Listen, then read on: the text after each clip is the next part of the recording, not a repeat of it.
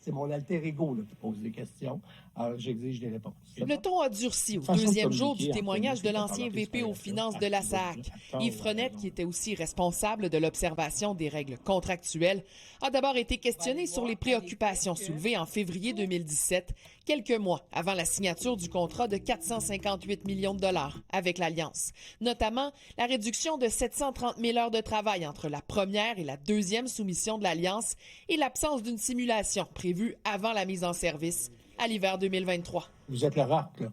Alors, vous avez le pouvoir de tout arrêter ça, là. On m'indique que c'est des risques prospectifs. Est-ce que je me trompe en disant, pour la SAC, c'était pas une option d'arrêter ça, là?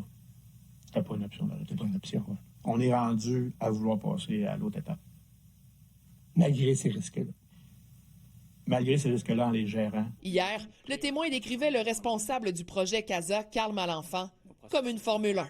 Je ne veux pas arriver à la fin du livre, là, mais manifestement, ils n'ont pas compris là, au dialogue compétitif. Là. On peut aller. C'est la Formule 1 qui est rentrée dans le mur, là. Vous entendez, là? Questionné à savoir si la PDG de l'époque, Nathalie Tremblay, a été informée des risques soulevés par le comité de sélection. Il n'y a pas eu, comme de l'habitude, une note ROC à la présidente et chef de la direction sur OnePay. Pourquoi? Elle avait de l'information verbale additionnelle. Comme je l'ai dit, elle n'est pas documentée. Mme Tremblay était suffisamment informée pour prendre une décision éclairée, à savoir permettre la dédication. À mon sens, oui. Le témoin a aussi été appelé à qualifier la relation entre la direction de la vérification interne et Carl Malenfant, VP aux technologies de l'information. Je calculerais de très difficile. Donc, Carl Malenfant aurait dû prendre une posture beaucoup plus d'ouverture par rapport à la direction de la vérification interne, selon moi. Dans son interrogatoire, la procureure tentait de comprendre ce qui a été fait pour régler la situation. M. Malenfant s'appelle l'autorité de Mme Tremblay. Exact.